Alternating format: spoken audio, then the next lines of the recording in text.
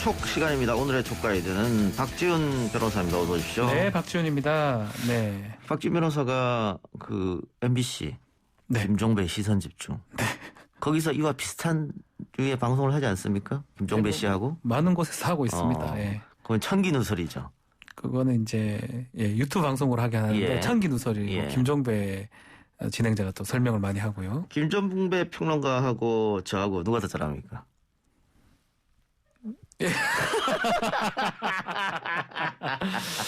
근데 사실 다 듣고 있기 때문에 제가 뭐 사안마다 좀 다르지 않을까 싶어요. 예, 알겠습니다. 김종배 씨가 듣고 있기 때문에 함부로 말을 못하는군요. 듣고 그래요. 있습니다. 자, 오늘 어떤 얘기 해볼까요? 자, 윤석열 총장 얘기를 좀 했었는데요. 5.18 메시지를 냈었죠. 예. 그 이후에 공부한다는 얘기가 나왔었는데 이번에는 또 서울대 그 반도체 연구소 앞에서 찍은 기념사진이 지금 보도가 됐습니다. 예. 5.18 반응 메시지는 좀 반응이 그렇게 없었는데 반도체 뉴스에는 많은 사람들이 관심을 보이고 있는 것 같아요. 뭐 이건 통계로도 확인되는데요. 인터넷 검색량을 보면 5.18 이야기했을 때는 윤석열 전 총장 이름이 그렇게 많이 검색이 되지 않았는데 이 반도체 연구소 앞에서 공부를 했다, 열공을 했다 이 기사가 나가니까 윤석열 단어 검색량이 상당히 증가하는 모습을 보였습니다. 그렇죠. 공부하는 거. 예, 아무래도 5.18 관련된 것은 모든 정치인 n분의 1이잖아요. 그렇죠. 한마디씩 다 하는 문제고 대선 주자 중에 안 한 사람 없으니까 또 거기다가 5.18에 대한 이야기는 어쨌든 과거 이야기인데 반도체는 미래 먹거리 이야기고 네. 윤석열만 했단 말이죠. 그러다 보니까 보도가 집중됐고 그러다 보니까 검색량이 늘어났고 그러다 보니까 아무래도 이 이슈 끝나고 나면 지지율이 약간 오를 가능성도 있다. 근데 다만 우리가 여기서 봐야 될 것은 윤석열 전 총장이 서울대 반도체 연구소 가서 사진 찍고 교수들과 이야기 나누고 여러 가지 질문했다. 그런 것들 기자들이 어떻게 알았을까요? 그 저는 궁금해요. 기자들이 윤석열 전 총장을 좀 따라다녔는데도 그건 찾기 어려운 건데 예. 자명을 하고 있는 상황인데 그죠? 예. 결국은 혹시 윤석열 총장 측에서 낸 거다 이 말씀을 하는 겁니까? 그렇죠. 그럴 가능성이 높다. 그렇게 봐야죠. 그렇게 봐야 된다. 그렇게 봐야 되는데 우리 언론이 지금 윤석열 전 총장에 대해서 단점이나 좀 아쉬운 점, 우려되는 점은 쓰지 않죠. 그렇죠. 굉장히 좋은 기사만 써주고 있습니다. 이것 같은 경우에도 사실은 윤석열 전 총장이 지금은 소위 말하는 백수잖아요. 직업이 없고. 아직 뭐 정치 선언 하지 않았습니까? 하지도 않았고 예. 정당에 가입도 안 했고 예. 정당인도 아니고. 변호사 등록도 안 한 것 같아요. 예. 네. 그런데 저희 같은 사람이 예를 들어서 반도체 연구소 가서 저 반도체 공부하러 왔습니다. 교수님 좀 불러주세요 하면 서울대에서 들어오라고 할까요? 아니요. 문전 박대당합니다. 예. 그럼에도 불구하고 윤석열 이런 문제에 대해서는 전혀 언급하지 않고 윤석열 전 총장이 거기 가서 교수님들하고 여러 가지 쌍방으로 커뮤니케이션하고 열정적인 모습을 보였다. 이렇게 이제 띄워주는 기사를 쓰는데 어떻게 보면은 아직 윤 전 총장이 정치권에 들어오지 않았기 때문에 이해되는 측면이 있습니다. 그렇게 띄워준 기사. 그래서 조금 과도하지 않느냐. 그래서 오늘 경쟁자라고 할 수 있죠. 이재명 지사가 윤석열 전 총장에 대해서 어떻게 생각하냐는 기자들 질문에 뭐라고 답했냐면 포장지 발언을 했어요. 포장지가 예쁘다. 예, 포장지만 보여줬지 모르겠다. 알맹이를 봐야 알 거 아니냐. 그렇죠. 이런 얘기인데 이 말을 달리 얘기하면 이 바로 포장지가 언론이거든요. 포장을 언론이 이쁘게 싸줬다는 얘기예요. 네. 그러니까 그런 거 우회적으로 언론을 비판하면서 알맹이를 봐야 판단 가능하다는 것은 이제 빨리 나와라. 이제 나와라. 나와서 그렇죠. 얘기를 해라. 자, 그렇다면 저는 돌이켜보면 이렇게 누구 공부한다는 얘기는 전 본 적이 없는 거. 대선 후보 중에 공부를 한다? 이 공부한다는 기사가 나온 후보가 혹시 있었나요, 이전에? 지금까지 없었죠. 없었는데 왜 이런 얘기가 나오냐면 검사 출신이 대통령 하겠다고 나온 적이 있었습니까? 바로는 없었습니다. 예, 홍준표 의원 같은 경우에는 검사를 관두고 정치판에 20년 이상 그렇죠. 있었죠. 정치인이죠. 사실은. 정치인이죠, 그러니까. 그런데 검사를 그만두고 바로 대권에 도전하겠다고 하니까. 처음입니다. 그럼 지금까지 윤석열 전 총장이 사회적으로나 혹은 뭐 공부적으로나 경험적으로나 한 게 있느냐. 그런데 대통령 자리는 뭐 사회, 예술, 뭐 문화, 경제, 안보 다 알아야죠. 다 알아야 되잖아요. 뭐 100%다 전문가적 식견은 필요 없지만 알긴 알아야 알긴 될까요? 알아야죠. 예. 전체적으로는. 네. 그러니까 윤석열 전 총장의 약점 중에 하나죠.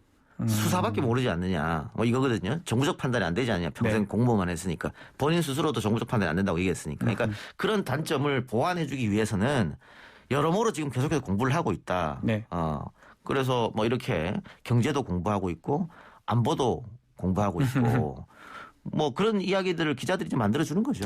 근데 예전에 YS 말했던 것 중에 머리는 막 빌리면 된다. 확실히 빌리면 된다. 이런 얘기가 있었잖아요. 굳이 자기가 다 할 필요는 없잖아요. 지금 YS 성대모사입니까? 따라해봤습니다. 너무 다른 것 같은데. 오히려 홍준표 같은데요. 같아요. 예, 근데 그 YS의 그 말이 나온 이유는 네. 머리는 빌리면 된다는 말이 왜 나왔냐면 YS가 대통령 나간다고 하니까 자질론을 문제 삼는 사람들이 많이 있었어요. YS가 말 실수도 많이 하고 그때도 많이 좀 예, 했었어요. 많이 했었습니다. 네. 그다음에 경제적 수치 같은 것도 좀 틀리고 네. 용어도 모르고 하다 보니까 이거 주위에 참모가 없으면은 아무것도 모르는 거 아니냐? 뭐 이런 비판이 있었죠. 그러다 보니까 YS가 머리는 빌리면 된다 이런 얘기를 했었단 말이죠. 그러니까 네. 좋은 사람들을 내가 대통령에 쓰겠다 이 말이었는데 네. 결국은 뭐 IMF 터지고 나니까 그 머리 빌리는 것도 머리 나쁜 사람이 빌리면은 좋은 결과 안 난다 이런 비판을 받았단 말이죠. 그렇죠. 뭐 그런 형국인데 어쨌든 윤석열 총장 같은 경우에는 이재명 지사 이야기처럼 지금 빨리 나와서 자신이 갖고 있는 걸 보여줄 필요 있습니다. 지금은 네. 윤 전 총장이 국민들 앞에서 이야기를 하진 않잖아요.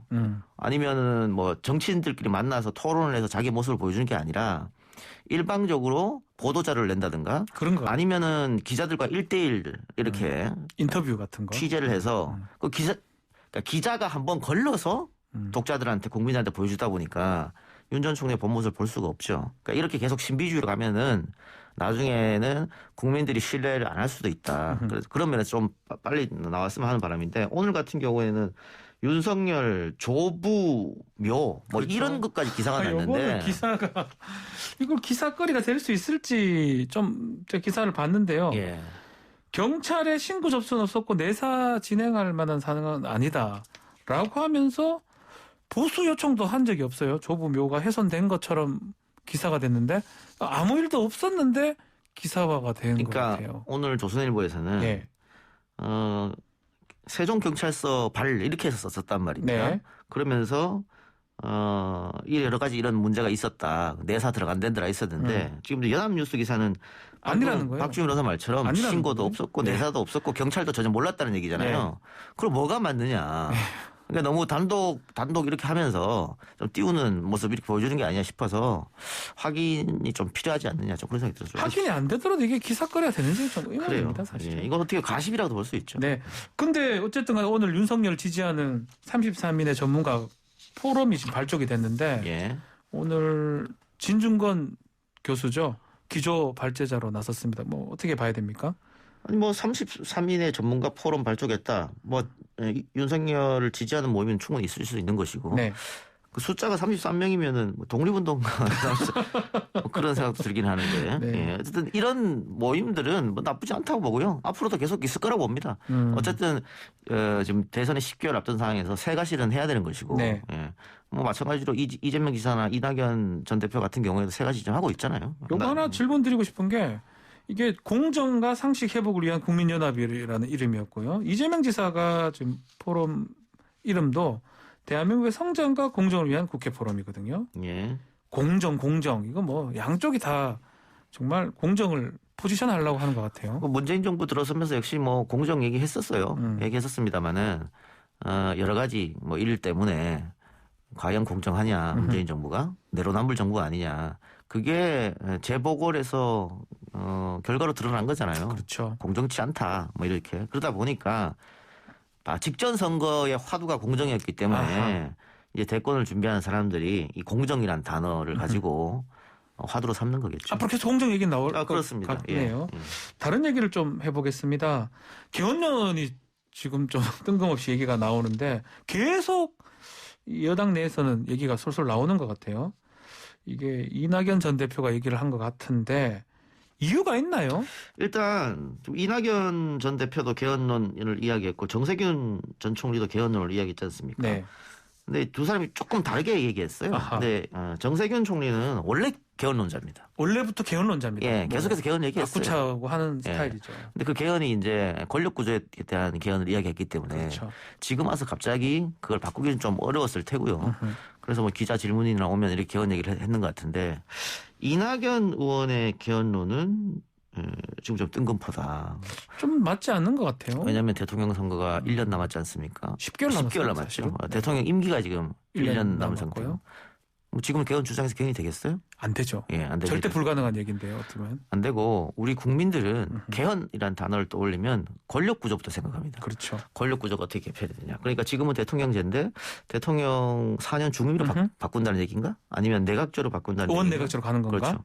뭐 이원 집정부제를 하자는 그렇죠. 얘기인가? 이렇게 생각하는데 그렇게 이야기를 하면 지금의 민주당 지지층들은 대통령의 권력을 빼는 그런 개헌은 반대한단 말이에요. 그러니까 그런 이야기를 하면 이낙연 의원은 경선을 통과해야만 대통령 후보가 되잖아요. 네. 그러니까 마이너스다. 아하. 자기 지지층한테는. 그래서 권력 구조 얘기는 하지 않고 이제 헌법에 있는 것 중에 다른 것 중에 뭐 안전이라든가 뭐 여러 가지 다른 얘기를 한 거예요.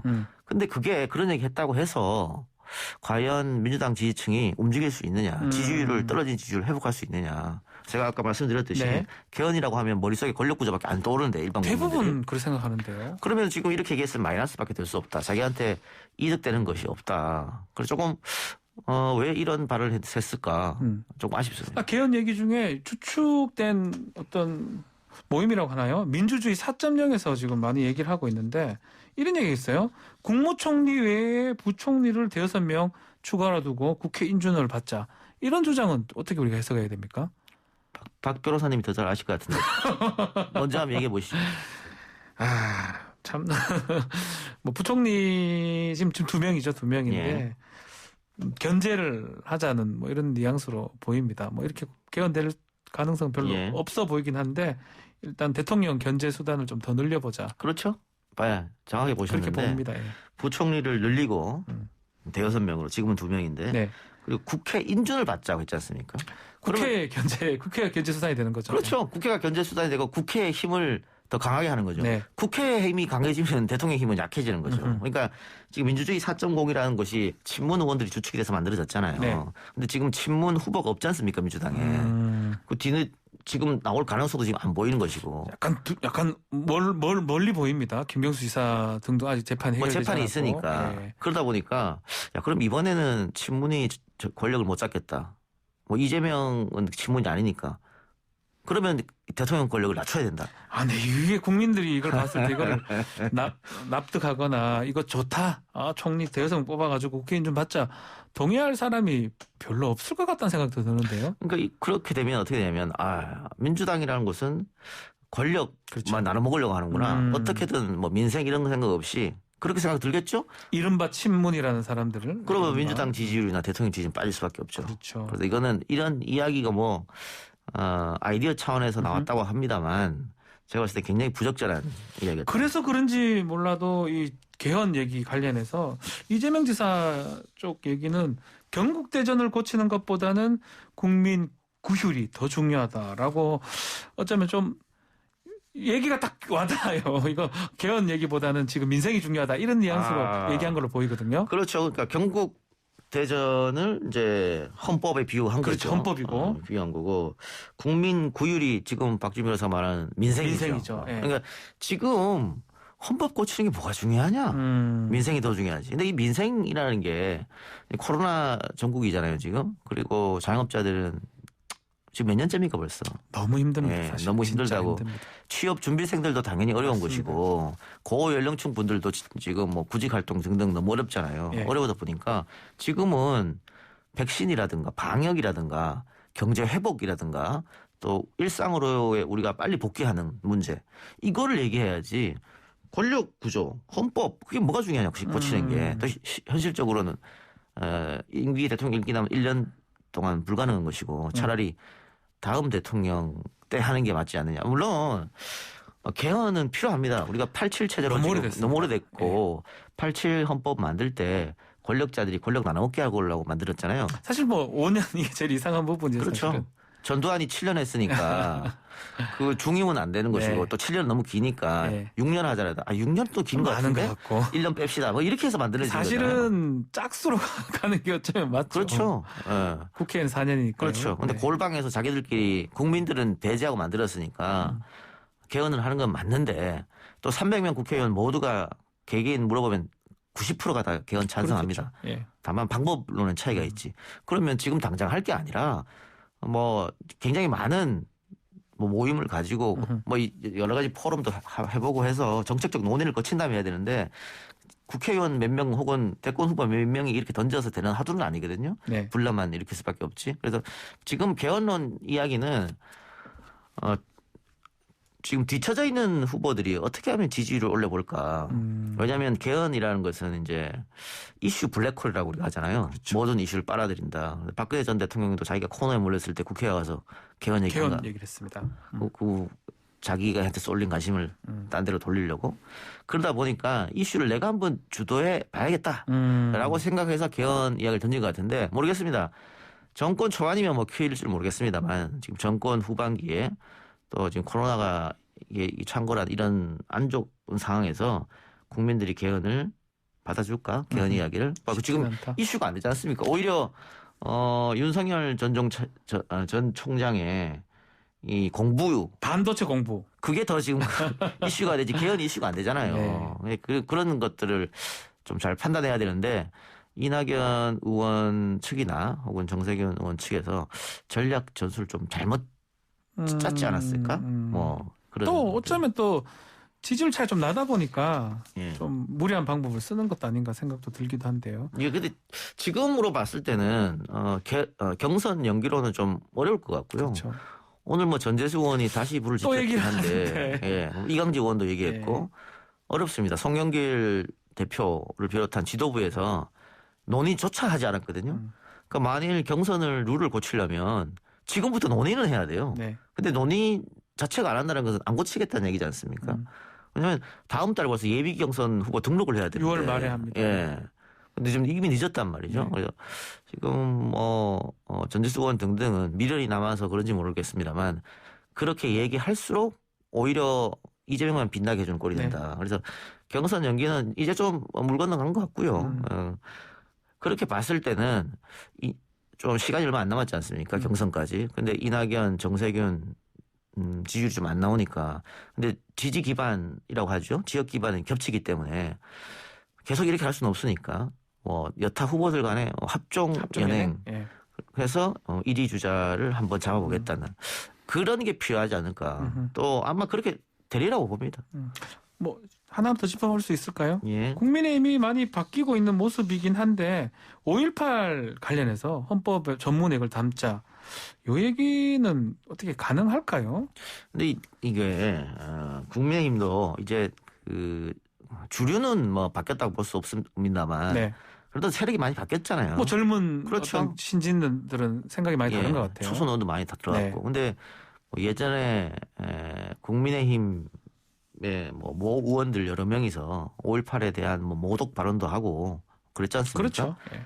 근데 지금 초선, 재선 혹은 젊은 층 의원들 중에 그런 발언을 하는 사람이 어디 있습니까? 저는 없을 것 같아요. 없어요. 예. 네. 그만큼 바뀌었거든요. 네. 예. 그리고 5.18에 대한 정신의 여야는 따로 없다 이런 생각을 갖고 있기 때문에 뭐 이거는 한 번 더 한다면 어렵지 않을 것 같고요. 문재인 정부 때 하려고 했었는데 그때는 야당이 반대해서 반대했죠. 못했는데 국민의힘에서요. 예. 이번에는 반대할 명분도 없고 반대하지도 않을 것이다. 그래서 이건 어렵지 않을 거로 보고요. 또 하나는 국민의힘이 생각할 게 5.18 정신을 이어받겠다라고 맨 처음 선포한 정부가 김영삼 정부입니다. 네. 그러니까 맞아요. 국민의힘 전신당이에요.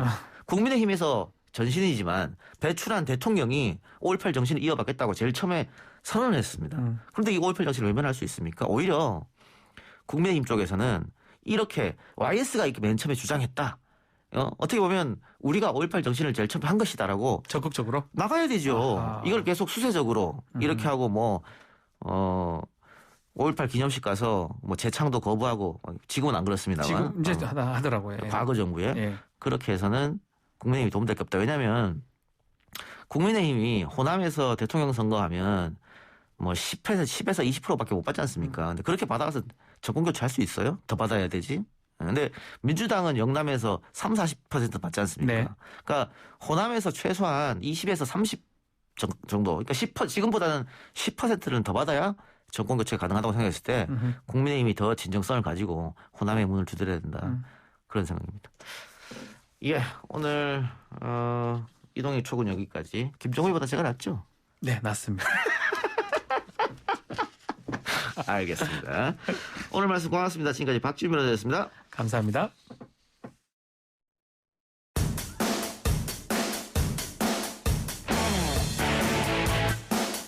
퇴근길에 만나는 오늘 하루의 뉴스. 이동형의 뉴스 정면 승부.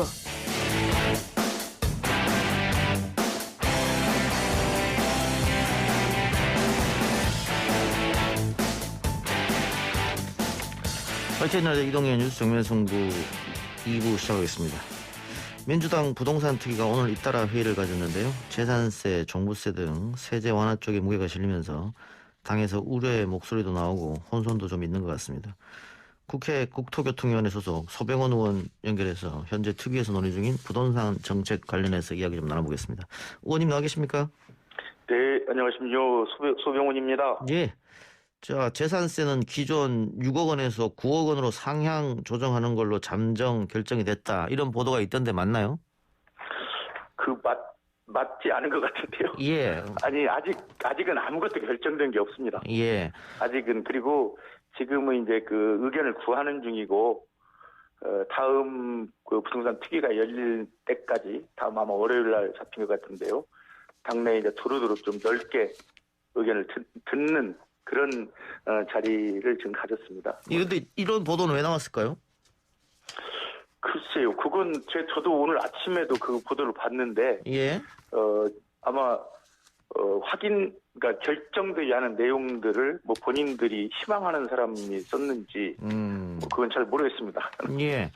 그러면 일단은 뭐 아이디어 차원에서 여러 가지 대안이 나왔었고, 예. 나중에 뭐 의원총회도 있어야 될 테고 또 당정 협의도 거쳐야 될 거 아니겠습니까? 그렇습니다. 예. 그리고 예. 나서 최종으로 결정할 것이다. 그렇죠. 예. 종부세 문제는 어떻게 논의되고 있습니까? 종부세도 역시 마찬가지라고 보면 됩니다. 오늘 또 각자 국토위원들의 의견을 듣고 우리가 이제 그 의견을 부동산 특위에 전해달라고 한 건데요. 예. 저 같은 경우는 이제 그 공동주택의 예를 들었는데요. 우리나라 공동주택이 1,420만 호 정도 되는 걸로 돼 있습니다. 예. 그 중에서 6억 원 추가되는 게 110만 호. 그 정도면 1,310만 호는 6억 원 이하의 공동주택이거든요. 예. 그래서 당에서 자꾸 그 부동산 특위가 마치 그 110만 호, 6억 원 이상 드는 110만 호 공동주택 소유자들을 위한 그 특위가 돼서는 안 되고 1,310만 호, 6억 원 이하의 1,310만 호 그 주택 소유자를 생각해줘야 되고 그보다 더 중요한 것은 890만 가구라는 그 무주택, 그 월세, 전월세 살고 있는 그 사람들을 먼저 배려해라 부동산 특위라면. 예. 그래서 그런 얘기를 전해달라고 하고 종부세나 재산세를 내는 시민들은 정말 그 아주 극히 소수의 저야말로 5% 이내의 사람들인데 그분들은 그 집 없는 서민들을 위해서 그 세금이 쓰여지는 것이기 때문에 사유연대세 개념으로 내주도록 해달라 그 얘기를 전달했습니다. 예, 그러니까 의원님 말씀처럼 무주택자들도 예. 있고 6억 원 이하 주택자들도 있고 특히 예. 이 9억 원 이상 같으면은 서울에만 집중돼 있고 지방은 거의 없다고 봐야 되잖아요. 예, 서울의 집중도 9억 원 이하는 1.9%, 서울에서는 7.0%. 그러니까요. 예. 네. 그리고 종부세도 마찬가지인데 이게 결국은 문재인 정부가 집값을 안정화시키겠다 지속적으로 주장해 왔는데 지금처럼 소수의 부자들 세금을 좀 깎아주는 게 과연 당 지지율을 올린다나 혹은 민심에 도움이 되겠느냐 이런 비판이 계속 있는 것 같습니다. 그렇죠. 그 당연한 그 비판이라고 생각이 되고요. 예. 우리 당 그 부동산 특위에서도 그런 목소리를 절대 간과해서는 안 된다. 오히려 그 목소리, 그러니까 그 말 없는 다수가 중요한데 그 다수도 절대 다수다. 90% 이상 되는. 예. 그래서 그분들의 그 말 없지만 그분들이 그 나타내고자 하는 그런 내용들을 정확하게 인식해야 된다. 그런 얘기를 예. 했습니다. 하나 더요. 송영길 대표가 계속해서 이야기했던 건데 이 무주택자에 한해서 주택담보대출 비율을 좀 많이 높여주자 이 얘기. 예. 이건 어떤 이야기가 나오고 있습니까? 무주택자에게 집을 갖게 할 기회를 주는 건 참 좋습니다. 예. 그렇지만 우선 그 부분도 제가 오늘 얘기를 했는데 가장 걱정스러운 부분은 집값이 떨어지는 겁니다. 그렇죠. 그래서 대출을 많이 받으면 예컨대 90% 대출 받아서 만약에 집값이 90% 이하로 떨어질 경우 물론 가정이지만 예. 그때부터 빚쟁이 되는 거 아니겠습니까? 뭐 금리가 오를 수도 있고. 물론입니다. 금리는 지금 전 세계적으로 통화량이 증가하지 않습니까? 예. 원자재 가격부터 집값 막 치솟아서 인플레 걱정을 하고 있는데 지금 그 세계 각국 중앙은행도 금리 인상 시기를 두고 고민하는 걸로 알고 있습니다. 예. 근데 이때 그 LTV를 90%까지 푼다. 저는 집 없는 청년 그 최초 집 구입자들에게 집을 가질 기회를 주는 건 좋은데 예. 이건 따로 검토해야 된다. 그래서 금리가 오를 경우는 어떻게 할 것인가? 그분들에게 어떤 우리가 도움을 줄 것인가? 이 부분도 그 부동산 특유에서 충분히 검토한 다음에 결정했으면 좋겠다. 그런 얘기를 했습니다. 그러면 뭐 전체적인 틀은 뭐 대출을 조금 높여주지만 비율의 조정 문제가 좀 생기는 거네요. 그렇죠. 그러니까 뭐랄까요?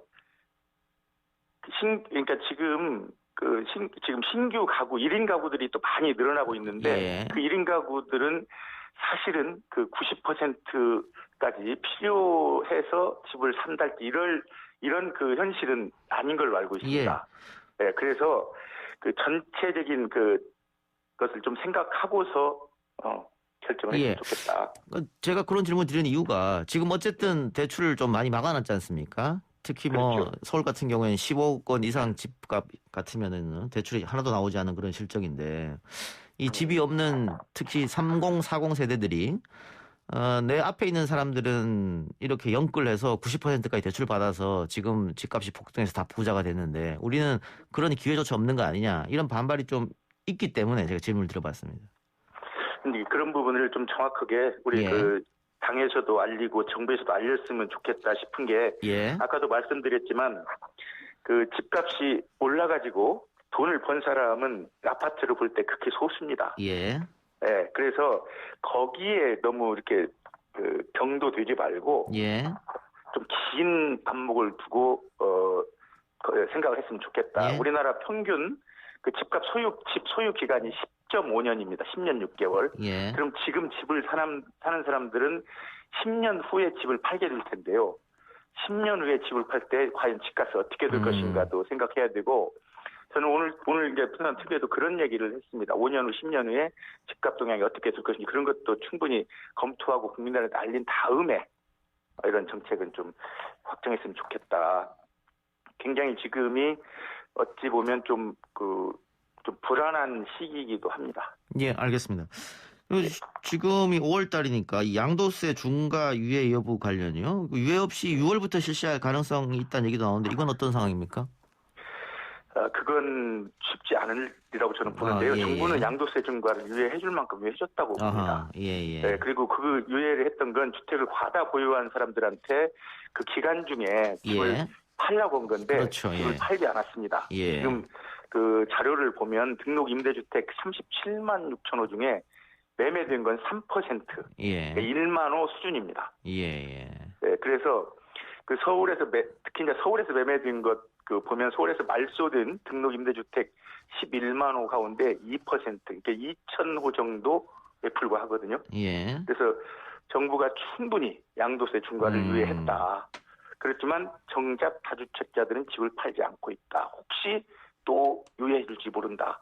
그래서 그 걱정을 오늘 또 여러 사람이 했습니다. 만약에 이걸 유예하면 그때 가면 또 유예해 줄지 모른다고 하기 때문에 집 많이 가진 다주택자들이 안 팔 수도 있다. 그래서 과감하게 과세할 것은 과세하고 환수할 것은 환수해야 된다. 그런 의견이 오늘 있었습니다. 의원님 말처럼 또 유예하게 되면 버티면 이긴다. 그 시장에 잘못된 시그널을 줄 수 있으니까. 오늘 정답처럼. 알겠습니다. 예. 예. 하나 더요. 투기 논의와 별개로 의원님 등 국토교통위원회 소속 의원들도 오늘 쟁점 사안에 대해서 따로 이야기를 나눴다고 하던데 어떤 얘기들이 오고 갔습니까? 그러니까 대체로 그 보유세는 느리더라도 거래세는 줄여주자는 원칙에는 대부분 동의를 했습니다. 예. 그리고 그 주택이나 건물에 대한 그 보유세는 어느 정도 요즘 이제 정리가 좀 돼가는 중이거든요. 예. 그래서 이걸 가지고 뭐 다시 완화하고 이런 것보다도 일단 시행을 해보고 나서 뭔가 다시 손질을 할 게 있으면 손질해야 되지 않느냐 그런 얘기를 했었고 특히 토지에 대한 보유세 제도가 아주 미흡합니다. 예.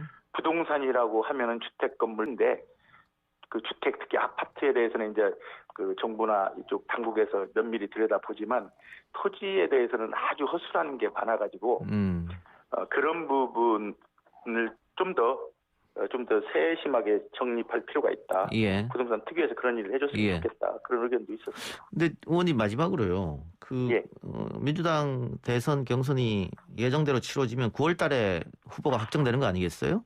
그렇습니다. 그러면 지금 당에서 나서서 이렇게 부동산 정책을 가지고 뭐 어떻게 하자 이런 논쟁보다는 대선 후보 중심으로 해서 대선 후보가 정책을 짜서 나아가는 방향으로 국민에게 보여주는 방향으로 가는 게 맞지 않느냐 이런 의견도 있는 것 같은데 혹시 그런 얘기는 당내에 없습니까?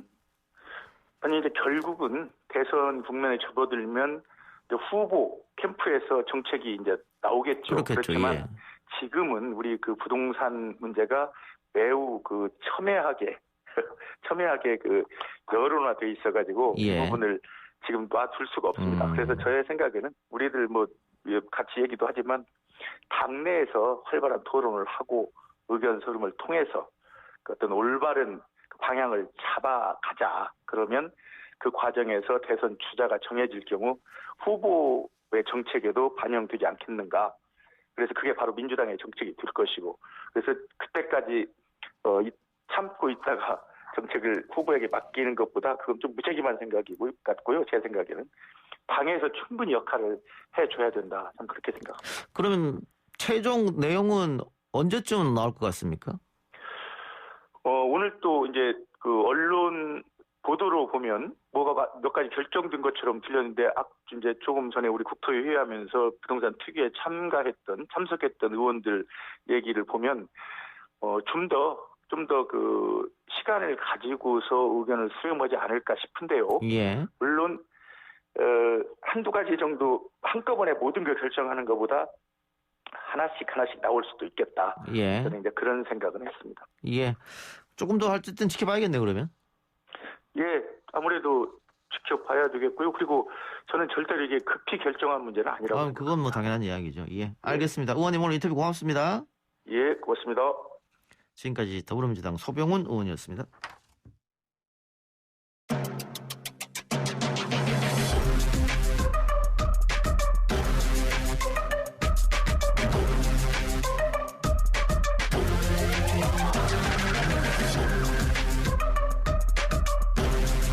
YTN 라디오 이동희 뉴스 정면승부 3부 시작하겠습니다. 매주 목요일 세상 가장 핫한 정치쇼 쇼미더 정치 코너입니다. 오늘도 더불어민주당 조상호 전 상근부대변인, 국민의힘 이준석 전 최고 나왔습니다. 어서 오십시오. 네, 안녕하세요. 자, 이 전 최고 출마 선언을 했습니다. 네.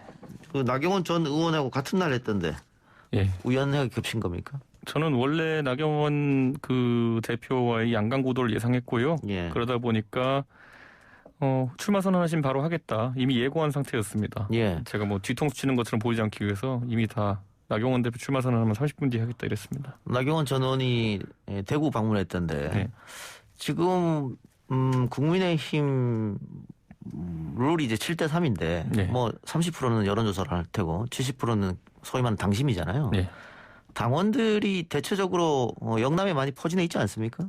그렇죠. 예. 그래서 아마 나경원 전 의원도 대구로 향한 것 같은데 이 전 최고도 앞으로 대구에서 좀 사셔야 될 것 같아요. 저는 2주 동안 대구를 중심으로 영남권에 상주할 계획을 갖고 있고요. 아마 한 번도 대구에서 사람들이 시도하지 않았던 방식으로 선거운동을 할 것 같습니다. 예, 알겠습니다. 기대를 해보고. 네.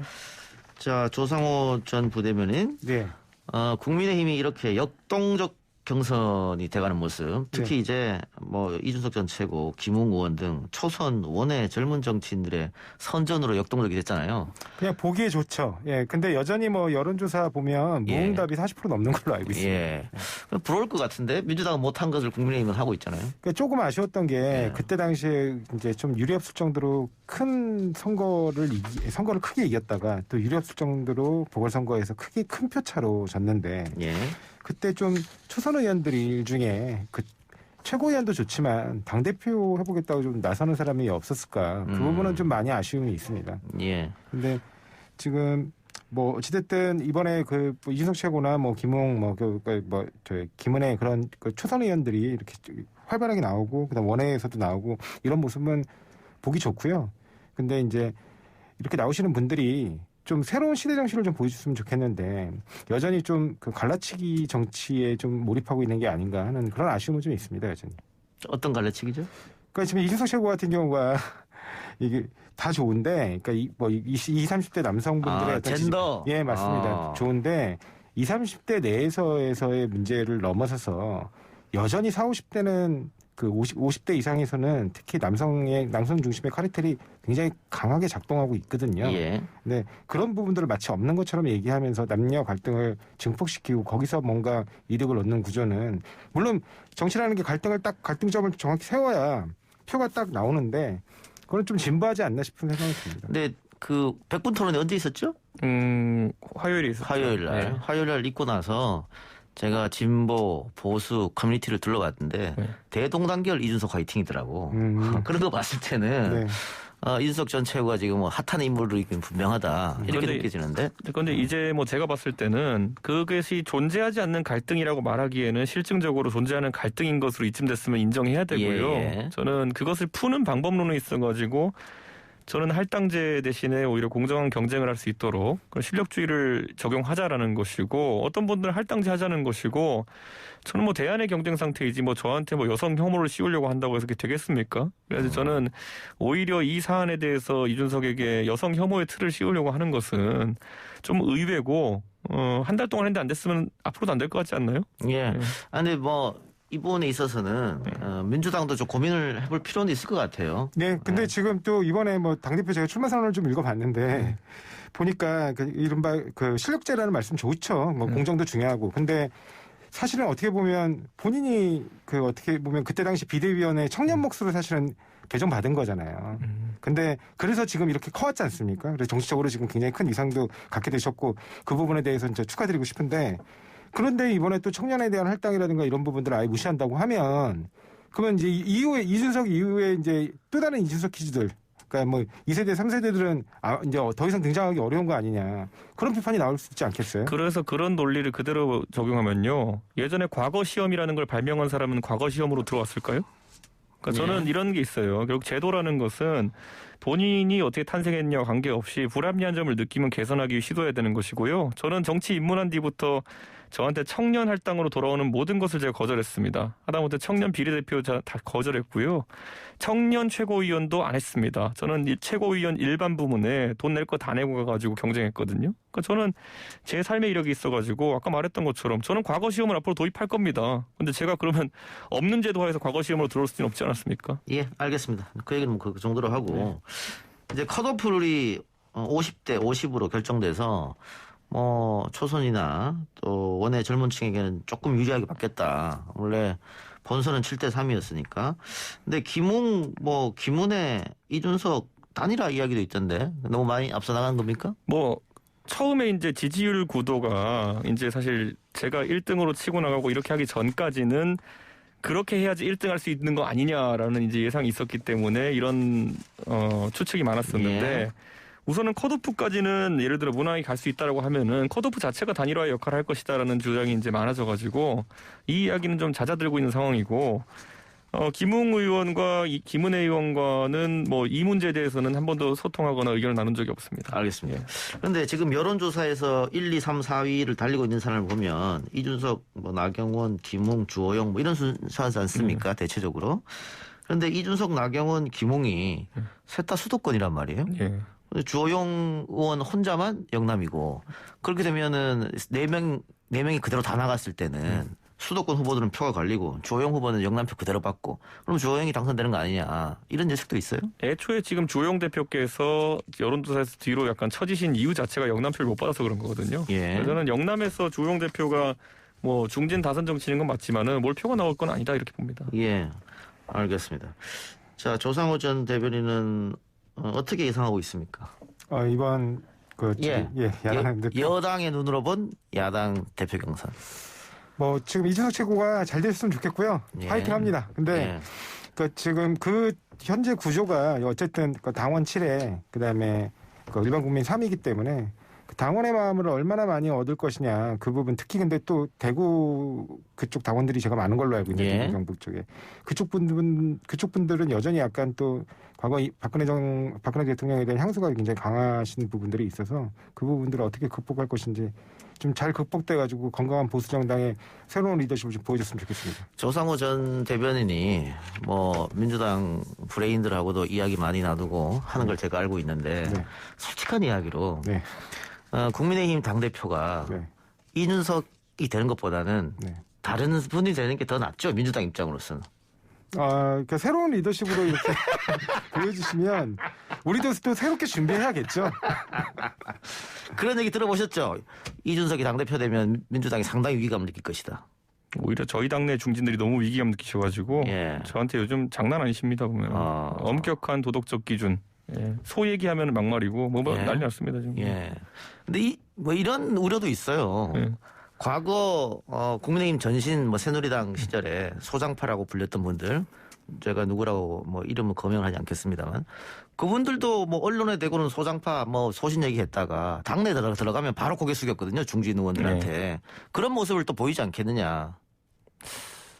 이준석의 지지 기반이라는 것이 당원들한테 아주 세밀하게 다가가는 스타일이 아니기 때문에 이번에도 아마 전당대회 기간 중에서 드러나겠지만은 그걸 당내에서 억제하려고 한다고 그게 억제되는 그런 형태의 지지 집단은 아닐 겁니다. 그래서 저는 약간 그 전까지 SNS나 이런 게 발달하기 전까지의 당내 문화와는 좀 다른 문화가 있다 이렇게 말씀드리겠습니다. 원외 당대표의 한계가라는 게 또 있잖아요. 그 점은 어떻게 보세요? 그러니까 저한테 이제 일부 당권 주자들이 그 원내 경험이 없는 당대표가 선출되는 건 안 된다라고 얘기하시면은 저는 바로 맞받아치는 거죠. 그 말씀하시면은 원내 경험이 없는 대권 주자는 안 된다는 건가요? 윤석열 총장 영입하면 안 되겠네요. 이렇게 답하면은 아마 말씀하시기 좀 어려울 겁니다. 예, 알겠습니다. 민주당. 근데 이준석 최고도 보니까 이번에 당심을 고려해서 그런 건지 윤석열 총장 영입에 장애가 된다면 기존의 입장과 달리 홍준표 전 대표 안 받겠다 이렇게 얘기하셨던 것 같은데요. 아니요, 그거는 조상호 대변인이 그 제목만 읽어서 그래요. 발언을 제지하겠다지 홍준표 대표 입당 제지가 아닙니다. 발언을 제지하겠다. 알겠습니다. 제가 그거 하루 만에 뒤집을 일이 있습니까? 하루 이틀 만에 그런 거. 자, 민주당 얘기도 해보죠. 대선 후보 경선 레이스를 앞두고 지금 얼마 안 남았습니다. 네네. 원래대로 하게 되면 다음 달 말에 이제 예비 후보 등록을 해야 되잖아요. 그러면 이제 그때부터 스타트 시작되는 건데. 그렇습니다. 그래서 소위 말하는 빅3 캠프들이 움직이고 있는 것 같아요. 예, 지금 본격적으로 일단 외곽 조직이라든가 그런 조직들이 출범하고 있고요. 캠프가 꾸려지고 있고 그렇게 되는 것 같습니다. 예. 박홍근 의원이 또 오늘 공개적으로 이재명 지사 지지를 하고 했었는데 이제 현역 의원들도 슬슬 움직이기 시작하겠죠. 예, 그렇습니다. 조상호 전 대변인은 어디로 갑니까? 저는 지금 얘기해도 되죠? 그럼 하지 마세요. 다음에 보면 자연히 알게 되겠죠. 네, 알겠습니다. 예, 알겠습니다. 경선 연기론 어때요? 이제 당에서 좀 얘기는 더 이상 안 나오는 것 같은데? 예, 어차피 룰이 정해져 있는데 이걸 계속 흔든다고 해서 다시 이렇게 바뀌거나 그럴 것 같지는 않거든요. 그러니까 그런 부분 이광재 지사가 지금 계속 꾸준하게 얘기하고 있는 것 같긴 한데요. 그게 특별히 그렇게 호응을 얻고 힘을 받고 있는 그런 분위기는 아니라고 봅니다. 예.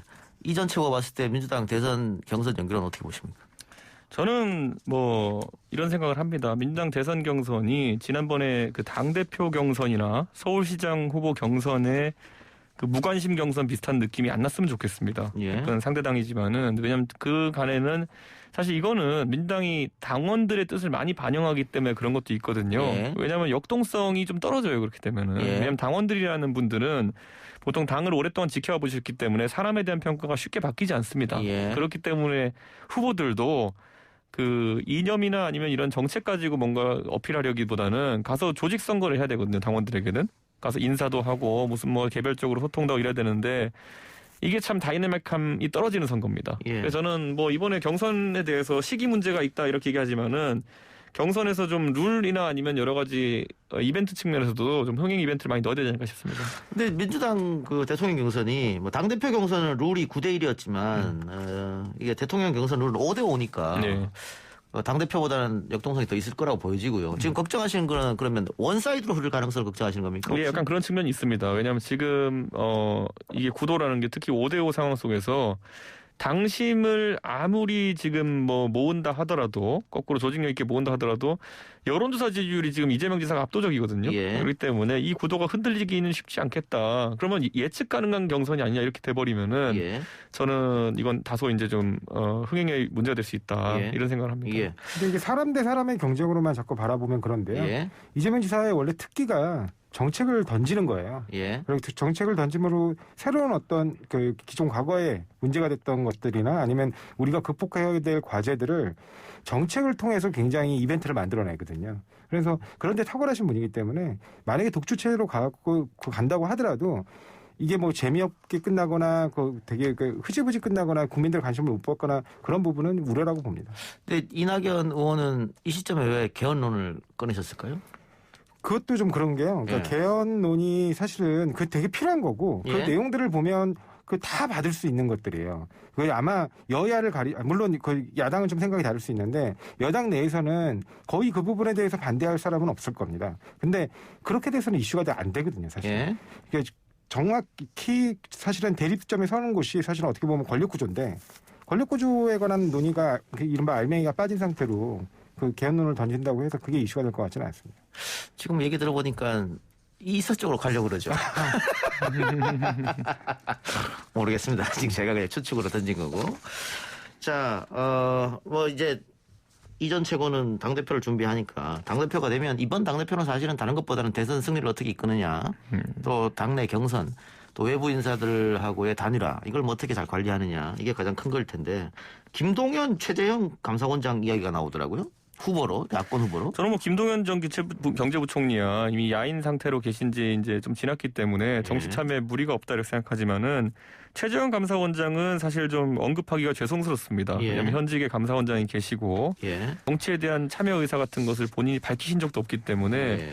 이건 다소 좀 제가 봤을 때는 과도한 추측이 아니냐 이런 생각을 하는 것이고 예.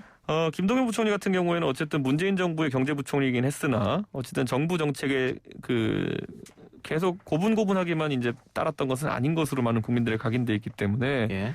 충분히 뭐 야권 쪽에서도 관심을 가질 수 있는 인물입니다. 근데 이광재 지사가 김동연 부총리 야권으로 못 나온다고 거의 말씀하셨던데 네. 그렇게 속단하실 이유가 있는지 그것도 궁금하고요. 뭐 약점이라도 잡으셨습니까? 저는 뭐 그렇게 볼 이유는 없다 이렇게 생각합니다.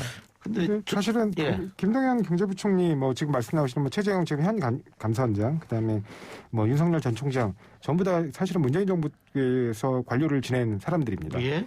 그래서 이렇게 하면 문재인 정부의 성적을 좀 높게 평가해 주셔야 되는 거 아니냐. 본인들이 후보로 데려가고 싶을 정도로 좋은 인사를 한 건데.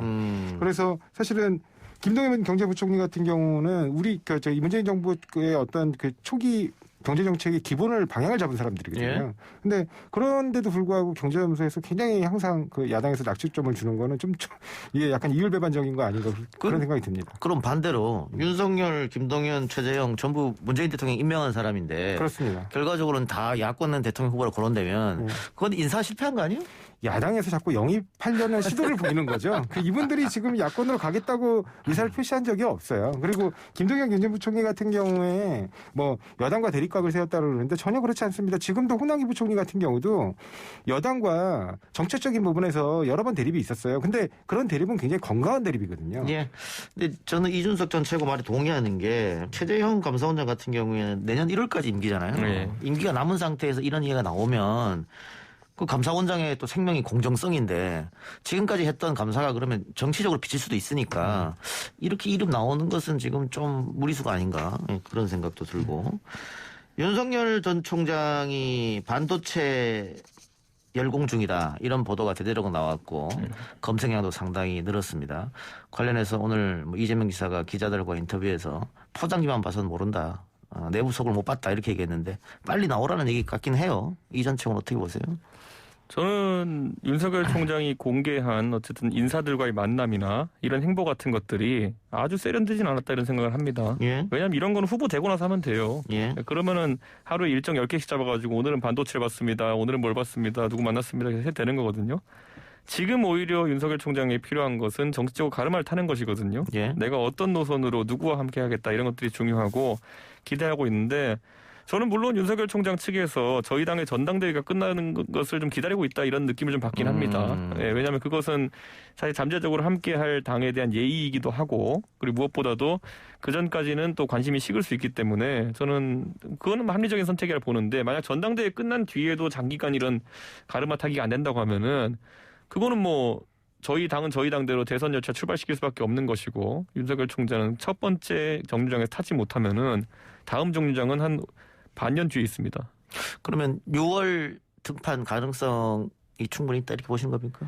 저는 그게 합리적이라 봅니다. 지금 상황에서는. 어쨌든 안철수 대표가 이번 서울시장 선거에서 단일화에서 승리하는 것에 실패한 뒤로 그리고 오세훈 시장이 2번을 달고 나가가지고 압승한 이후로 4번이나 제3지대로 나가면은 이기고 2번으로 나가면 진다라는 논리 자체가 완전히 소멸됐거든요. 근데 그 소멸된 논리 붙들고 뭐 제3지대에서 뭐 하겠습니까? 오세훈 시장 얘기했으니까 이전 최고가 뭐 이번 선거에 공신 중에 한 명이니까 오세훈 시장이 대권 생각도 대권 플랜도 갖고 있다 이런 얘기가 여의도에 들리더라고요. 그러니까 워낙 지금까지 선거 패배를 계속 하다가 오세훈 시장이 압도적인 승리를 만들어내니까 예. 역시 오 시장의 그 득표력이라는 것에 주목하는 사람들이 많은 것 같은데요. 예. 오세훈 시장 쪽에서는 저도 그런 소문을 듣고 물어봤는데 시정에 집중하는 상태이지 전혀 그런 것은 내부적으로 논의한 바도 없고 검토도 안 한다라고 얘기했습니다. 예.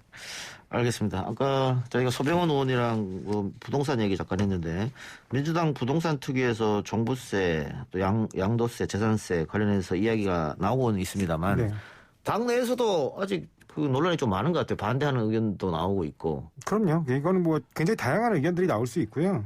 근데 이제 만약에 이런 지금 현재 이사 공급 대책이 발표되고 난 이후에 어떤 시장에 기대치가 생기면서 이른바 집값은 좀 이렇게 잡혀 있는 상황이거든요. 근데 실제 공급이 이뤄진 건 아닙니다. 근데 지금 이렇게 공급이 이뤄지지 않고 그다음에 구체적 계획도 아직은 좀 전체 물량이 나온 게 아닌데 이 상황에서 다시 세제를 건드리거나 아니면 LTV를 건드리거나 이렇게 해서 수요만을 촉발시킬 경우에 이게 다시 또 이 수요 촉발로 인해서 공급이 이뤄지지 않는 상태에서 다시 집값이 또 올라갈 수도 있거든요. 거기다가 지금 논의되는 부분이 예를 들면 양도소득세 같은 것들을 낮춰주자 뭐 이런 건데 양도소득세를 이미 1년의 유예기간을 줬습니다. 근데 예. 여기서 또 유예기간을 주면 안 한다는 얘기죠, 이거는. 예. 이렇게 되면 시장에 분명히 이 정부는 양도소득세를 이렇게 올려서 받을 계획이 없구나라는 신호를 주게 되고 그렇게 되면 결국엔 다시 집값 상승으로 이어지게 될 겁니다. 물론 그때 당시 이미 그런 투기를 통해서 투기 이익을 거둔 사람들의 탈출구가 될 수도 있고요. 예. 그래서 그런 부분들은 지금 단계에서 논의되는 것보다는 오히려 공급 확대 정책으로 가는 게 맞다고 생각합니다. 그러니까 말씀하신 것처럼 올해 들어서 집값이 안정화되는 모양새를 보이고 네, 또 맞습니다. 정부가 대대적으로 공급 정책을 하겠다고 내놓은 상황이잖아요. 네. 그러면 대통령 후보는 이제 4개월 뒤에 확정이 되는데 네. 3, 4개월 뒤에 네. 그때 가서 만약 네. 건든다고 하면 네네. 그때 가서 대통령 후보가 어떤 생각을 가졌는지 살펴보고 네. 대통령 후보 중시로 정책을 내면 되는 거 아닌가. 네, 그렇습니다. 근데 지금 문제가 이 부동산 특위가 이제 어떻게 보면 이제 선거 패배에 대한 영향으로 이 부동산 문제가 있다고 보니까 그렇게 하면서 만들어지고 여기에 대해서 이제 새로운 당 지도부가 뭔가 자꾸 성과를 내야 되겠다라는 욕심이 앞서는 것 같아요. 예. 근데 그것보다는 이사 대책을 안정적이고 그다음에 굉장히 효과적으로 그다음에 신속하게 그렇게 추진하고 지원하고 그 방향으로 가는 게 지금의 방향은 맞다고 봅니다. 예. 자, 이전 최고. 지금, 당대표 가능성도 지금 한층 높아진 상황인데, 김기현 원내대표가 너무 좀 강성 일변도가 아니냐, 이런 지적이 좀 있어서. 저희가 지금 당대표 부재 상황이기 때문에 아무래도 그 보통은 지도부가 들어서게 되면은 원내 지도부가 좀 강성이면은 당 지도부가 좀 유하고 이런 예. 어떤 좀 매칭이 되는데 예. 그게 지금 안 되는 상황이라서 다소 그런 우려가 있는 것 같습니다. 예. 어쨌든 김기현 원내대표는 삶의 궤적으로 봤을 때 굉장히 합리적이고 또 유한 분으로 소문나 있기 때문에 최근에 이제 당 대표가 동시에 이제 직을 수행하면서 다소 좀 셀 수 있는 그런 표현들이 나온 것이 아닌가 생각하고요. 저는 뭐 이 문제는 장기적으로 좀 지켜보시죠. 전당대회 이후에도 이런 조합이 나오는지. 예. 자, 김호수 검찰총장 후보자 인사청문회가 지금 예정돼 있는 상태고 대통령이 임기 4주기 연설에서 기자들과 문답하면서 이야기를 한 건데 청문회가 지금 방식으로 하면 안 된다. 나는 뭐 이제 다 끝나서 상관없지만 다음 대통령은 이런 식의 인사청문회면은 사람을 쓰는데 굉장히 어려운 점이 있다 이렇게 얘기했거든요. 그러면서 이제 인사청문회의 방법을 좀 바꿔야 되는 거 아니냐. 거기는 어떻게 생각하십니까?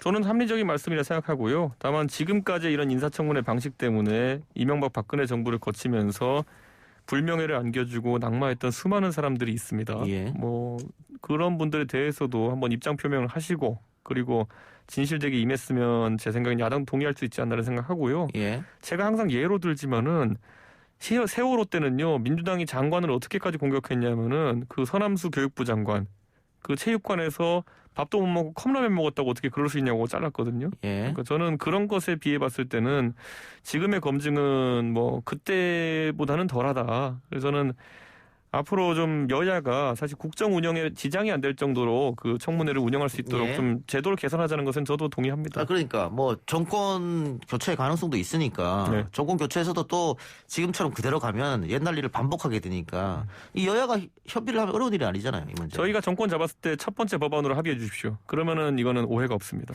정권 안 잡으면 계속 이렇게 갑니까 그러면? 서로 남이 정권 잡았을 때 합의해 줘야지 진정성 있는 거죠. 아니 뭐 그 인사청문회 도입 자체를 뭐 우리 쪽에서 한 거잖아요. 예. 그러니까 우리 쪽에서 그건 바로 잡겠습니다. 아니 그러니까 이게 제가 그 우리 방송에 나온 여야 의원들 10명이면 10명, 100명이면 100명 다 물어봐도 지금 문제 있다고 얘기하거든요. 네. 근데 왜 안 고쳐진지 모르겠어요. 그런 부분 참 이게 논의의 순서가 자꾸 뒤로 밀려서 이렇게 되는 것 같아요. 그러니까 예. 이 부분에 대한 뭐 어떤 심각성을 인식한다고 하면 이 부분부터 빨리빨리 처리해야 되지 않나 그렇게 생각하고요. 오늘도 보면 법사위에서 여당이 이제 여당에서 여당 간사를 뽑는 걸 가지고 그것조차도 법사위를 파행으로 만드는 건 좀 과하지 않았나 야당이 그런 생각이 듭니다. 그러니까 지금 과거처럼 장관 한 번 하고 뭐 국무총리하고 이런 게 집안에 대대로 내려가는 영광이고 누구나 하고 싶어하고 뭐 그런 것도 아니잖아요. 그러니까 말 그대로 공직에 복무하는 건데 봉사하는 건데 이렇게 망신주기하고 가족 대대로 모든 신상을 털고 누가 하고 싶어 하겠습니까? 아무도 안 하려고 하지. 그러면 결국은 멀리 봤을 때는 대한민국 전체적으로 손해보는 게 아니냐. 그래서 좀 도덕적인 부분은 국회의원들끼리 이렇게 좀 많이 큰 문제가 아니라면 그런 것도 한번 생각해 볼 필요가 있죠. 실제로 제가 인사청문회에서 정책이나 어떤 정치적인 지향이라든가 정책 그다음에 어떤 능력에 관한 검증이 이루어지는 거 거의 본 적이 없습니다. 알겠습니다. 이전 최고는 내일 일정은 또 어떻게 됩니까? 저는 뭐 서울에서 일 처리할까 하고 월요일쯤에 아마 대구 가서 일정할 것 같습니다. 월요일부터? 알겠습니다. 수고해 주시고요. 두 분 말씀 오늘 여기까지 듣겠습니다. 고맙습니다. 감사합니다. 지금까지 조상호 더불어민주당 전 상근부대변인 이준석 국민의힘 전 최고였습니다. 아 글쎄 안 들려 들을 뉴스 없어 아무 뉴스도 귀에 들어오지 않아 듣고 또 들어도 들을 뉴스 없어 만든 게 2%야 이동영의 뉴스 정면 승부 YTN 라디오 이동영의 뉴스 정면 승부 4부 시작하겠습니다. 지난달 22일 평택항에서 23살의 아르바이트생 이선호 씨가 안타깝게 사망하는 사고가 있었습니다. 어제는 이씨 빈소에서 추모 기도회도 열렸는데요. 매번 발생하는 산재 사망사고 일하다 죽지 않을 세상은 언제쯤 올 것인지 답답하기만 합니다. 고 이선호 씨 아버지 이재훈 씨 연결하겠습니다. 아버님 나와 계십니까? 예, 안녕하십니까. 이선호 예. 아버지 이재훈입니다. 자, 사건이 발생한 지 한 달이 됐는데 발의는 했습니까?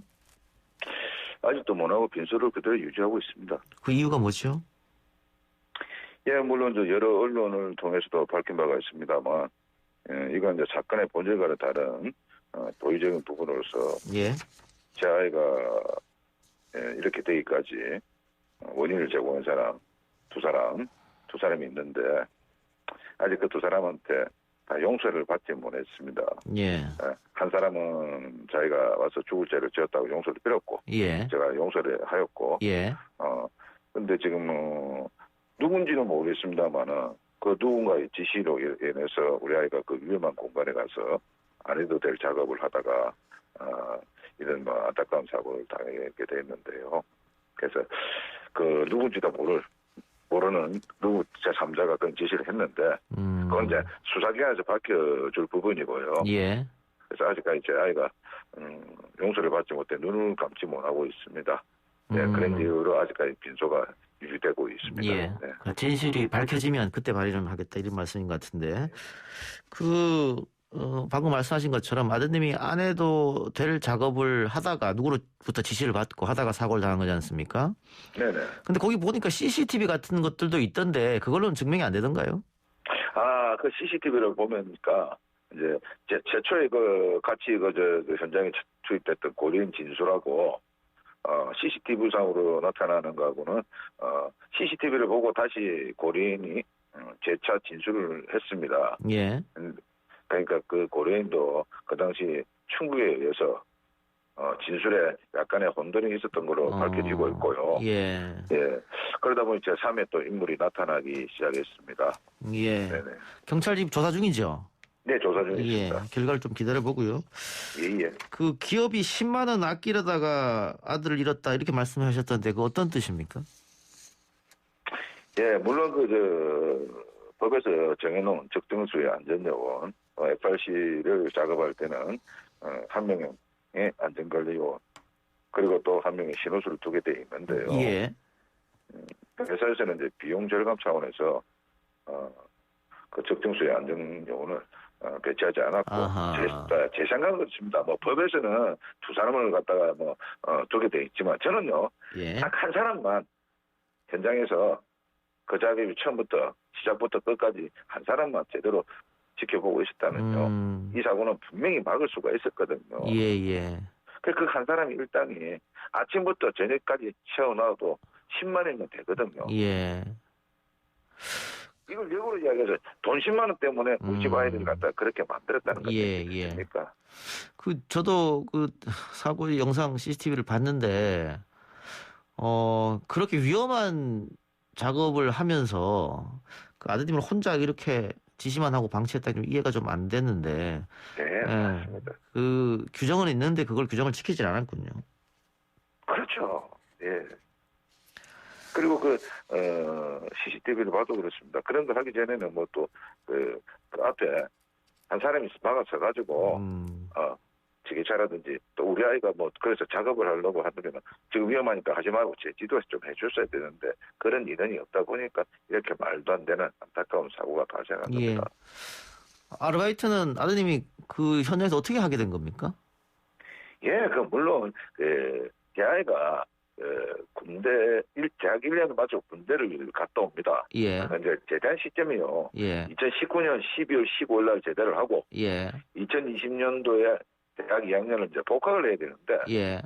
2, 3월 달까지 한 2, 3개월 틈이 있지 않습니까? 예.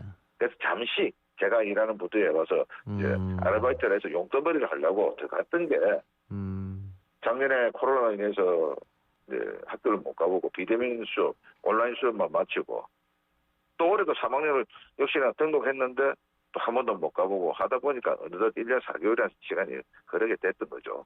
예. 알겠습니다. 자, 아드님 사망하고 원인 규명과 재발 방지 등을 위한 정부 지자체 합동 TF가 지난 금요일 가동됐다고 했는데 가장 중요한 거겠죠. 원인 규명, 재발 방지. 아버님께서 가장 바라고 계신 점은 어떤 것일까요? 이 TF팀에? 예, 물론 늦었지만 지금이라도 고용노동부 해수부 관계들께서 철저한 조사를 통해서 원청의 부당 불법한 내용을 밝혀내서 거기에 맞는 합당한 처벌이 있기를 바랄 뿐입니다. 그러므로 인해서 강력한 처벌을 함으로 인해서 다른 사업주들이 조금 몸을 사리면서 안전을 조금 더 신경을 써주지 않을까 하는 그런 생각을 가지고 있습니다. 예. 우리가 방송을 하고 있는 이 순간에도 산업재해로 돌아가신 분이 계시기 때문에 아버님의 이야기가 더 마음에 오는 것 같고요. 마지막으로 하시고 싶은 말씀 있으면 하시기 바랍니다. 예, 우선 우리 아이 일에 이렇게 많은 관심을 보여주시고 같이 슬퍼해 주시고 또 같이 분노해 주시는 국민 여러분께 감사의 말씀을 전하고요. 저와 유족들에게도 용기와 힘을 주신 데 대하여 다시 한번 머리 숙여 감사의 말씀 전합니다. 감사합니다. 예, 아버님 오늘 인터뷰 고맙습니다. 예, 감사합니다. 예, 수고하십시오. 감사합니다. 네. 지금까지 고 이선호 씨 아버지 이재원 씨였습니다.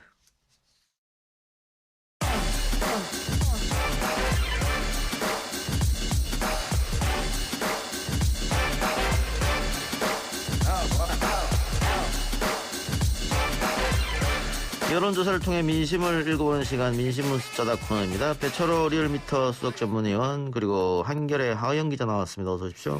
네, 안녕하세요. 이번 주 국정 지지율 또 정당 지지율부터 살펴볼까요?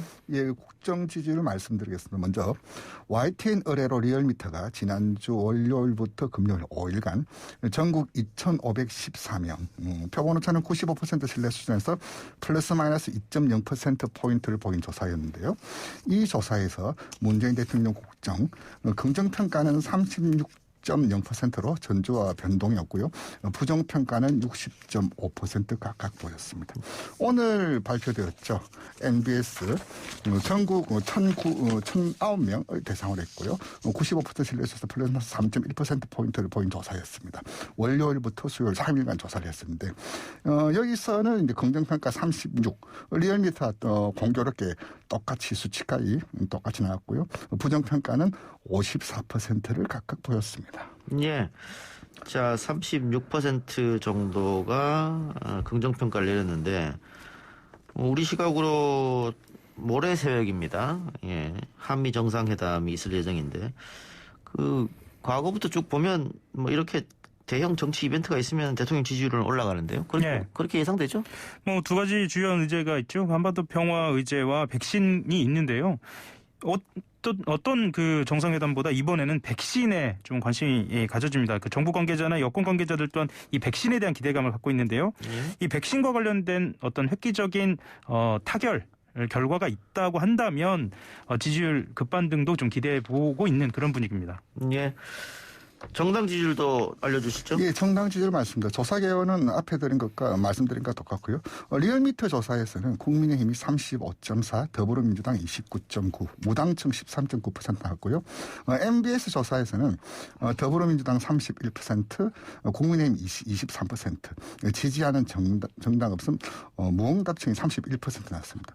공교롭게 지난주 화요일, 목요일 지난주에 발표됐을 때 갤럽 조사에서는 더불어민주당 28, 국민의힘 27, 무당층 30인데 전화 면접 조사를 주로 하는 NBS와 캐티 갤럽 조사만 놓고 보자면은 현재 지지율 1위 정당은 지지하는 정당 없당 무당층이 30% 초반에서 1위로 나타났습니다. 그만큼 좀 전국에 대해서 좀 답답함을 느끼고 사실 여기서 무당층의 대부분은 사실 집권 초기에는 무당층이 사실 그 이념 정향서 보면 보수층, 이제 자유한국당 그쪽이었다면 지금의 무당층은 진보층, 민주당에서 실망한 층이 좀 많이 있지 않나 그렇게 좀 보여집니다. 예. 말씀하신 것처럼 이제 조사 방식에 따라서 민주당이 앞서거나 혹은 국민의힘이 앞서거나 하는 결과가 나오는데 전화 면접을 하면은 민주당이 앞서고 LS라면 국민의힘이 앞서고 결국은 이거 다 더해서 나누면은 지금 누가 앞서거나 확실히 앞서 나가고 있다 이렇게 말을 못할 것 같아요. 정답은 혼조세입니다. 예, 혼조세. 그런데 국민의힘의 빅 이벤트가 하나 남았지 않습니까? 네. 다음 달에 당대표 경선. 네. 근데 지금 굉장히 역동적으로 치러질 거로 예상되고 흥행이 성공할 거라고 점쳐진단 말이죠. 네. 그러면 국민의힘 지지율은 당대표 경선이 끝나면 컨벤션 효과를 얻어서 좀 올라가지 않을까요? 지금 어쨌거나 언론에서 주요하게 다루고 있는 것이 그 국민의힘의 당대표 선거이기도 하고요. 도로용담당이라는 그 초기의 평가가 있었지 않습니까? 그런데 그런 평가를 무색해할 만큼의 어떤 세대교체론이 힘을 얻으면서 특히나 이준석 전 최고위원 같은 경우에는 굉장히 놀랄만하다라는 평가를 받을 정도로의 여론의 지지를 얻고 있지 않습니까? 예. 이런 상황에서는 충분히 컨벤션 효과를 누릴 것으로 그렇게 보입니다. 예.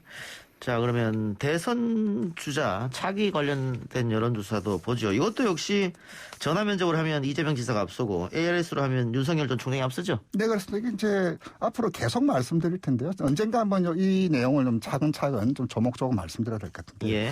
차이를 만드는 데는 여러 가지 요인이 있습니다. 첫 번째, 가장 큰 것은 조사 방법, 전화 면접이냐, 자동 응답이냐, 예. 그리고 이제 객관식이냐, 주관식이냐, 예. 그리고 이제 뭐 에이전시 이펙트, 하우스 이펙트라고 좀 그 약간 어려운 개념인데 그런 문제, 또 조사 일시가 언제냐, 그런 것들을 다 감안해서 좀 보셔야 될 것 같은데 오늘 이제 나온 NBS 조사를 보자면은 이재명 지사는 전주와 동일한 25% 보였고요, 윤석열 전 총장은 19%를 보였습니다. 지난주 대비해서 이재명 지사는 변화가 없고 윤석열 전 총장은 소폭 빠진 것으로 나타났습니다. 예.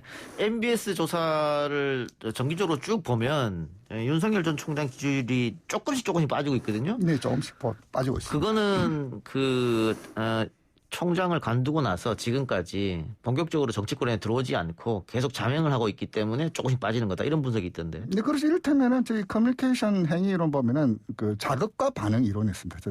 자극을 주면 그에 따르는 이제 반응을 보이는데 예. 자극이 없잖아요. 예. 반응이 이제 윗방향이든 아랫방향이든 혹은 뭐 방향성을 보이려면은 그에 대한 자극이 인풋이 있어야 되는데 예.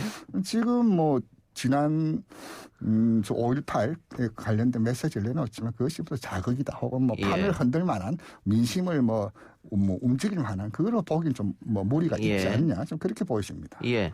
하 기자님. 예. 그래서 정치권에서는 또 언론계에서 윤석열 전 총장이 5월에 등판한다는 5월 등판설. 근데 5월이 지금 거의 다 가고 있기 때문에 6월 등판설. 6월 등판설이 나오고 있어요. 6월 말 등판설까지 나왔습니다. 심지어 7월 등판설. 싫어요. 있어요. 임기가 만료가 되는 전 검찰총장 만료되는 그 시점을 지나야 되는 좀 이상한 논리인데 예. 뭐 7월 등판설도 나와 있는 상태입니다. 예. 하 기자는 개인적으로 어떻게 봐요?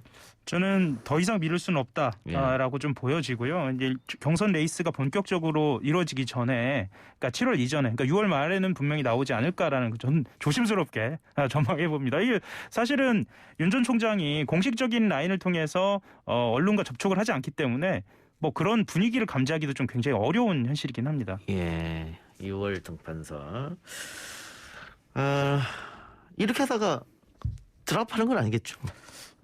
반기문 전 총장하고 좀 비교를 해보면은요. 예. 반기문 전 총장 같은 경우에도 뭐 그런 말씀들 많이 했죠. 그 정말 입국을 하는 거냐부터 시작해서 드롭하는 거냐라고 이야기는 했지만 결국은 등판하지 않았습니까? 예. 지금 현재 행보로 봤을 때는 뭐 서울대 반도체 공동연구소 찾아가는 것 뭐 이런 것은 분명히 나온다. 그런 신호로 봐야겠죠. 예. 자, 가상 양자 대결로 여론조사한 결과도 있죠? 네, 그렇습니다. 지난주에 좀 화제되었는데요. 오마이뉴스 의뢰 리얼미터가 지난 5월 11일, 10일, 6월도 똑같습니다. 그 뒤에 말씀드릴 겁니다. 여기 가상 대결에서는 윤석열 전 총장이 45.7, 이재명 지사가 35.5. 이렇게 나왔고요. 매일경제 MBN 의뢰로 5월 11일, 12일 전국 1,007명을 대상으로 한 조사에서는 이재명 지사 42.0, 윤석열 총장 35.1. 이게 어디가 맞냐? 이게 지금 진위 논쟁이 아니라 아까 말씀드렸던 조사 방법의 차이 또 이제 계속적으로 나올 때 그 추세 예. 이런 관점에서 좀 보시면 될 것 같습니다. 예. 그러니까 한 회사에서 뭐 지난달, 지지난달 쭉 이렇게 추세를 보면은 오히려 편하게 확인할 수 있다 이런 말씀인 것 같은데 배 의원께서 자극 얘기하셨잖아요. 네. 자극이 없기 때문에 좀 빠지는 거다. 근데 아까 하 기자가 지적한 것처럼 뭐 서울대 반도체 공동연구소 찾아가서 공부했다. 그런 기사들이 마구잡이로 쏟아졌단 말이죠. 예. 근데 이 너무 그 홍보성 기사가 아니냐. 네. 그런 지적도 있어요. 뭐 지적이 있는 게 아니고 어느 정도 타당하다고 봐야겠죠. 그런데 이제 저는 이 기사를 보면서 아까 방금 말씀드렸던 그 반기문 전 총장과 비교를 할 수밖에 없는데요. 뭐 기억하시는 분들은 기억하시겠지만 번 전 총장 같은 경우에는 돌아와서 첫 일성이 이런 거였어요. 한국의 구체적인 실정 이런 문제는 아직 좀 파악이 안 돼 있다. 예. 이렇게 일성을 시작하면서 하지만 자기는 국제적인 시각을 갖췄다. 아마 기억하시는 분들 그랬을까 싶긴 한데 이렇게 솔직한 고백을 했습니다. 예. 이 솔직한 고백 뒤에 온 것은 지지율 급락이었어요. 예. 이것을 반면교사를 삼는다면 윤 전 총장 같은 경우에는 현실적으로 대권을 향한 준비는 충실치는 않은 것이 현실이란 말이겠죠. 예. 그러면 이렇게 부족한 점을 가리면서 메시지 정치를 좀 이어가는 것이 윤 전 총장에게는 뭐 방법, 뭐 유일한 방법이지 않을까 이런 생각 좀 듭니다. 근데 뭐 기사가 네. 내용 중에서도 네. 러프하게 뭐 사실만 쓰는 것도 있고 뭐 네. 분석 기사도 있고 합니다만 지금 서울대 반도체 공동연구소 찾아가서 공부했다는 기사에서 비판적이나 비난적이나 단점이거나 이런 기사는 찾아볼 수가 없었거든요. 지금 언론은 왜 이런다고 보십니까? 아, 그렇죠. 전체적으로 판세를 재밌게 하기 위해서? 반도체와 관련돼서도 뭐 기초적인 질문을 했으니까요. 뭐 반 전 총장의 어떤 그 태도하고 또 해석하자면 또 크게 다르지도 않을 수도 있겠습니다만 좀 관망하는 추세 아닌가라고 좀 보여집니다. 본격적으로 그러니까 대선 행보를 공식화하면 검증의 잣대가 가야지지 않을까라는 전망도 저도 좀 조심스럽게 해봅니다. 아직 예. 그 정치권으로 본격적으로 들어오지 않았기 때문에 비판 예. 기사는 조금 찾아볼 수 없지만 예. 만일 본격적으로 정치권에 들어오면 그때부터 아마 비판 기사가 있을 것이다. 그렇게 검증 기사가. 예, 전망이 봅니다. 지금 수면 아래에 있는 그 주제들이 여러 가지가 많이 있으니까요. 예, 알겠습니다. 민주당 대선 경선 연기론에 관한 여론조사도 있는데 연기 반대가 많이 높네요. 네, 그래서 조사기관 말씀드리면 지난 15일, 16일 전국 1,019명을 대상으로 윈지 코리아에서 실시한 조사였습니다. 이 조사에서는 문항을 질문 내용을 읽어드리자면 원래대로 9월까지 대통령 후보를 선출해야 한다라는 그 의견이 이제 연기 반대 이 개념 지을 수 있죠. 65.1. 경선 일정을 연기해서 후보 선출을 뒤로 미뤄야 된다. 즉 연기 찬성론이 15.5%, 뭐 한 3배, 4배 정도로 연기 반대, 원안대로 가자. 뭐 이 의견이 압도적으로 높게 나타났습니다. 예, 말씀하신 대로 연기하면 안 된다고 압도적으로 나타났는데 민주당 지지자들 한해서 여론조사에도 역시 압도적으로 반대가 나오고 있더라고요. 뭐 이렇게 되면은 뭐 경선 연기는 안 하고 그냥 원안대로 가는 거 아닙니까? 송영길 당대표도 비슷한 얘기를 했던 것 같은데. 뭐 지금 현재 분위기는 그러합니다만 실제로 그 경선의 본판이 열리기 전까지는 이 경선 연기로는 잠재된 주제다라고 보는 게 맞는 것 같습니다. 그러니까 경선 시기 같은 경우에도 룰을 정하는 문제이기 때문에 그리고 특히나 이 경선 시기는 후보주자에게는 매우 중요한 문제 아닙니까? 그래서 그렇게 이제는 끝난 주제다라고 보기엔 조금 어려울 것 같고요. 다만 이런 건 의식할 것 같아요. 이게 자리를 둘러싼 다툼이나 내분으로 볼썽사납게 비칠 경우에는 지지자들의 임계점을 넘는다 할까요? 그런 부분을 어떤 한계로 두고 언제든 뭐 대선 경선 연기론 같은 경우에는 좀 나올 수 있는 주제 같습니다. 알겠습니다. 야당 얘기도 해보면 국민의힘 당권 경쟁에 있어서 이준석 전 최고가 1위를 달리고 있는 여론조사가 나왔는데 자 이준석 전 최고가 1위를 하고 있는 여론조사의 의미는 하기 전에 어떻게 보세요? 일단 아까도 잠깐 말씀을 드렸습니다만 이 당대표 선거가 도로영남당이다라는 어떤 프레임으로 치러졌을 수도 있었다는 점을 가정한다면 국민의힘으로서는 세대 대결로 비춰지는 것이 쇄신이나 혁신으로도 비춰질 수 있는 것이어서 여론에 굉장히 좋은 영향을 받을 수 있다. 이렇게 보여집니다. 그러니까 컨벤션 효과에 더불어서 내년 대선을 겨냥한 혁신의 모습까지 보여줄 수 있겠다. 뭐 이런 의미로 보여집니다. 배 의원님은 어떻게 분석하고 있습니까? 저는 여기서 가장 좀 흥미롭게 볼 거는 가장 중요한 요인은 뭐냐면은 개파 질서의 해체 여기서부터 좀 출발할 수밖에 없는데 2007년부터 이제 보수 계열 정당은 친이와 친박의 대결이었어요. 작년까지 중간에 뭐 친홍, 친황 잠시 까메오로 등장했지만 기본적으로는 친이 친박 대결 구도의 해체다. 이렇게 이 개파 질서가 해체되기 때문에 이준석 돌풍이 가능했다라고 보거든요. 과거에는 이제 그쪽 정서가 보면 이제 각 개파에서 대표 선수를 출장시키면 이제 각 이제 당협위원장 의원들 지역 조직가에서 이제 그렇게 대항전이 벌어졌는데 지금 이제 여론조사에서도 1위가 이제 그 거듭 반복적으로 나타나면서 심상찮네. 그만큼 이제 보수 정당 계열도 보수 정당의 또 혁신 바꿔야 되라는 기대 그런 주문 그 이제 문화적인 것들 방식인 것들 그런 것들을 이제 뭐 오롯이 뭐 이준석 전 최고에게 좀 모아지고 있기 때문에 그렇게 이제 돌풍이 뭐 가능하지 않았냐 그렇게 보여집니다. 결코 이제 인지도라든지 뭐 어떤 뭐 그런 문제는 아닌 것 같고요. 좀 기대감인 것 같아요. 그럼 민심이 당심으로까지 이어지느냐 거기는 어떻게 봐요? 그건 좀 약간 좀 분절적으로 봅니다. 왜냐하면 이게 오늘 발표된 여론조사를 보면은 민심에서는 그 이준석 전 최고가 이제 19%, 나경원 전 대표가 이제 16%가 예. 나왔는데요. 보자면 이제 국민의힘 지지층들만을 놓고 봤을 때는 어떻게 나왔냐면은 이준석 최고는 뭐 19에서 23, 뭐 변동이 이제 거의 없지만은 나경원 전 대표는 나경원 전 의원 같은 경우는 16에서 30이 더블 쳤거든요. 예. 이제 그렇게 보자면은 이제 국민의힘 지지층 내에서는 약간 그 민심하고는 약간 분절적으로 좀 흘러가고 있다. 그런데 이제 국민의힘 지지층이고 또 당원들로 가면은 이제 한층 더 이제 더 디스카운트 될 그런 개연성도 높지 않냐 그렇게 보여집니다. 예. 한 기자는 어떻게 보십니까? 근데 이번 선거 같은 경우에는 코로나 영향도 있을 것 같고요. 그래서 이 조직 선거가 어느 정도로 영향을 미칠 것인가에 대한 그 판단을 좀 해봐야 하는데요. 그런 측면에서 충분히 변화의 가능성은 좀 있다라고 저는 좀 보고 있습니다. 특히나 그 아까도 말씀하셨던 그 지지층 단순히 그 국민 그러니까 전체적인 지지층 말고 국민의힘의 지지층만 봤을 때도 이전과는 조금 다른 흐름도 좀 보이기 때문에 특히나 예. 그 젊은 세대들 이준석 전 최고라든가 김웅 의원에 대한 어떤 지지율의 변화도 보이기 때문에 그건 좀 추세적으로 좀 봐야지 않을까라 좀 생각이 듭니다. 예. 특히 이 경선 룰이 7대 3인데 당원이 70%죠. 여론조사 30%. 당원의 대부분이 영남에 몰려 있기 때문에 과연 그 오랫동안 국민의힘을 지켰던 영남 당원들이 이준석 전 최고 같은 젊은 층에 표를 주겠느냐, 이 부분은 한번 조금 더 지켜봐야 되지 않을까 싶습니다. 알겠습니다. 두 분 말씀 오늘 여기까지 했죠. 지금까지 하영 한겨레 기자, 배철호 리얼미터 수석 전문위였습니다. 수고하셨습니다. 네, 감사합니다.